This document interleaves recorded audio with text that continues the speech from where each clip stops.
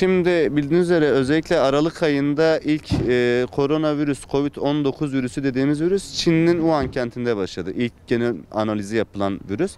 Daha sonra bunun yayılımı özellikle ülkemizde de Mart ayından itibaren pandemi ilanı ile ülkemizde de vaka oluşumları başladı. Biz Mart ayından itibaren bu Covid-19 virüsüyle ilgili mücadelemizi düzgün ve sistematik bir şekilde devam ediyoruz. Şimdi mutasyon dediğimiz olay şu: tüm virüslerde bildiğiniz üzere genetik yapısında meydana gelen kalıcı değişikliklerdir. Bunları tüm virüs ailelerinde bekleriz. Virüslerin genetik yapısını RNA ve DNA dediğimiz genetik yapılar oluşturur. Koronavirüs 19 virüsü de bir RNA virüsüdür.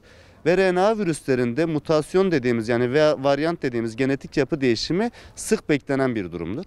Şimdi özellikle İngiltere'de ve Batı Avrupa ülkelerinde başlayan varyantlardan sonra ülkemizde de varyantlar gözüktükten sonra ülkemizde de varyant analizleri başladı. Biz bu varyant analizlerini nasıl tespit ediyoruz peki? Özellikle bunlar merak konusu oluyor. Varyant analizini şöyle yapıyoruz. Baştan beri yaptığımız bir PCR tekniği yani polimeraz zincir reaksiyon dediğimiz teknikle ağız ve burun boşluğundan aldığımız sürüntülerin laboratuvar ortamında incelemesiyle koronavirüs olup olmadığını teşhis ediyoruz. Bu hastalıklarda özellikle biz neyi tespit etmeye çalışıyoruz? Özellikle Covid-19 virüsünde erken dönem pozitiflik sekansı veren virüslerde varyant analizi yaptırıyoruz.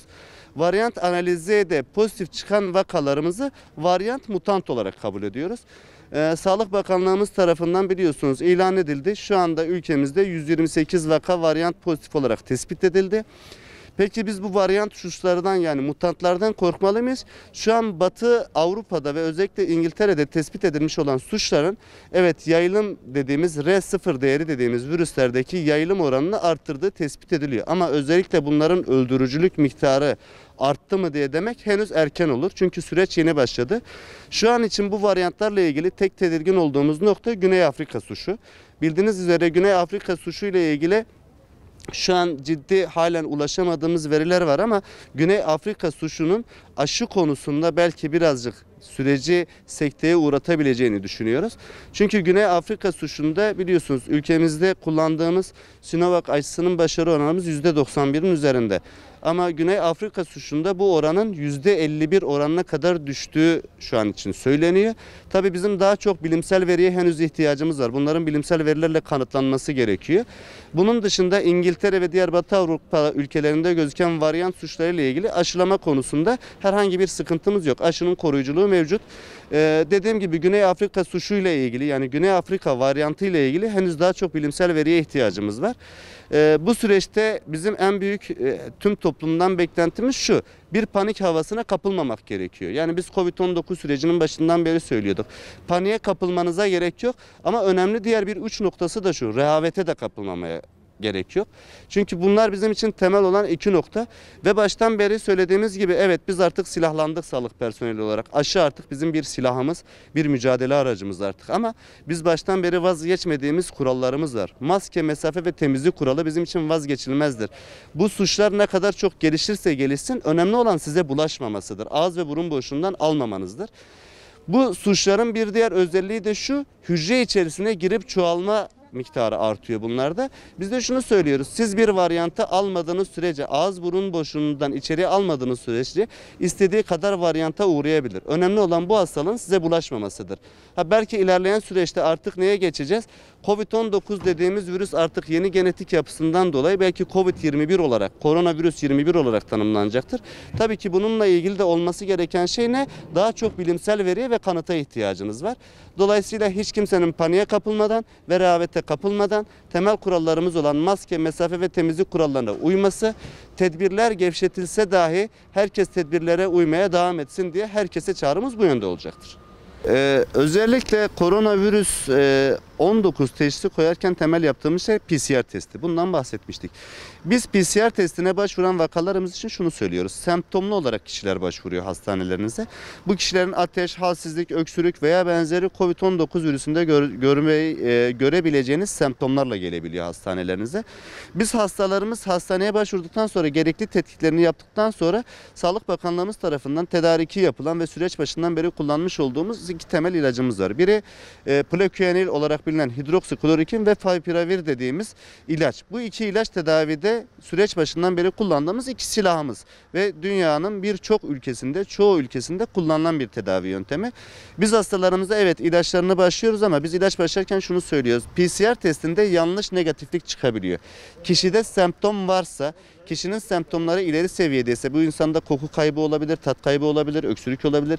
Kişinin semptomları var ise testi negatif çıksa dahi biz erken dönem ilaç tedavisine başlamasını öneriyoruz. Neden bunu öneriyoruz? Erken dönem ilaç tedavisine başladığınız kişinin akciğer tutulumunu engellemiş oluyorsunuz. Bu yüzden erken tedavi her zaman bizim için önemlidir.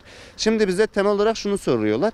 PCR testi pozitif değil ama neden ilaç kullansın? Kişinin semptomları varsa veya akciğerinde tutulumu varsa bu kişi COVID-19 olarak kabul ediliyor. Bu kişinin testine bağımlı olarak hareket etmiyoruz. Siz kişiye bir teşhis koyarken sadece PCR testiyle koymuyorsunuz. Birçok tetkik ve hastanın muayenesine göre koymuş oluyorsunuz bu teşhisi. Dolayısıyla ilaçları erken dönem başlayarak akciğer tutulumunun önüne geçmeye ve yayılımını engellemeye çalışıyoruz. Bu temel basamağımız. Toplum içerisinde şu algı var. Evet farkındayız. İlaçların işte kanı pıhtılaştırdığı, işte kalp ritim bozukluğu yaptırdığı veya kalp krizi geçirdiği gibi algılar var. Biz şu konuda şunu hatırlatmaya gereği hissediyoruz sürekli. Evet ilaçların yan etkileri olabiliyor. Her ilaçta bir yan etki riski vardır. Bu bütün ilaçlarınız için geçerlidir. Ama biz bir hastaya ilaç başlarken şunu değerlendiriyorsunuz. Kişinin kontraindikasyon yani verilmemesi gereken bir gruptaysa örnek kişi gebeyse veya işte kişinin ciddi bir kardiyak problemi var ise biz bu durumda zaten kişiden bu bilgileri alıp bu kişiye ilacı zaten başlamıyoruz.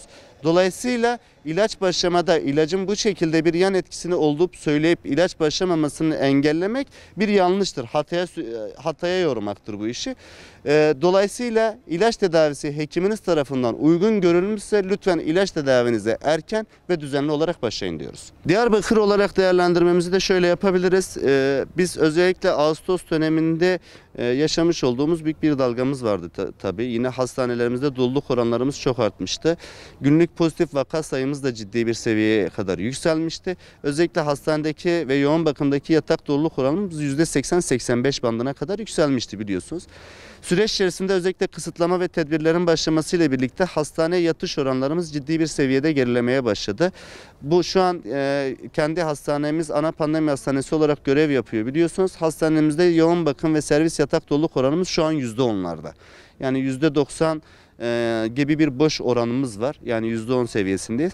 Ve Diyarbakır genelinde günlük pozitif vaka sayımız da ciddi seviyelere geriledi. Yani ciddi bir şekilde azaldı. %10 civarında artık şeyler. Hatta %10'un altında test oranımıza göre.